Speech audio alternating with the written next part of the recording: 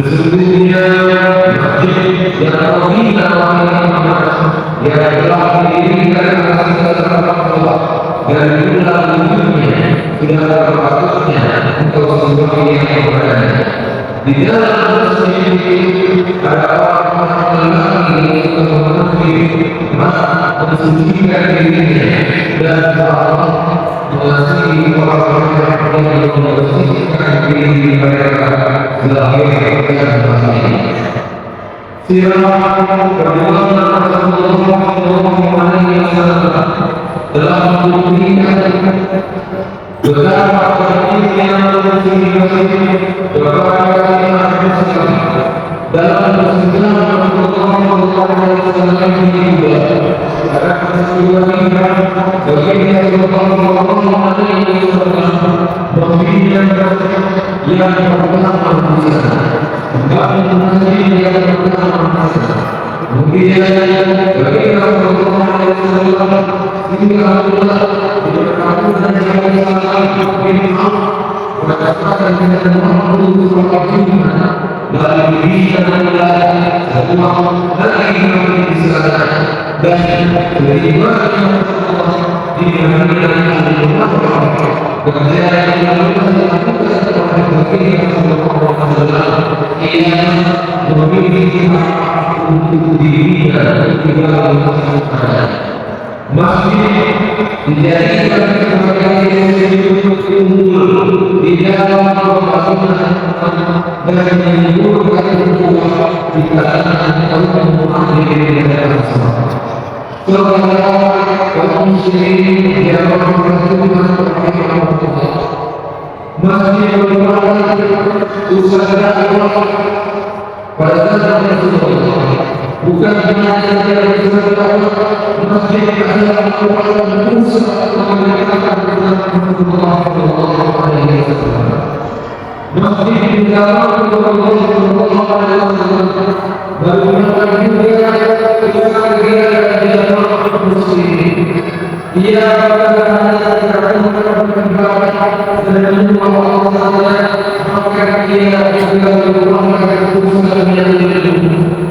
usaha yang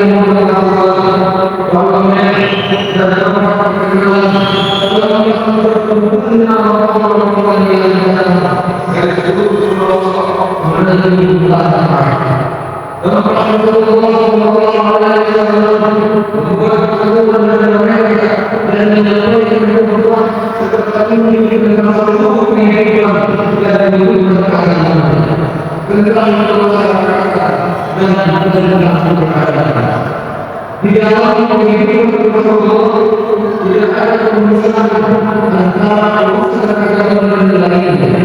Bagi kita tidak mempunyai Islam itu kembali bagi para sahabat dari Rasulullah Sallallahu Alaihi Wasallam memusnahkan hal tersebut di dalam masjid yang kita. Begitu juga fungsi imam di dalam masjid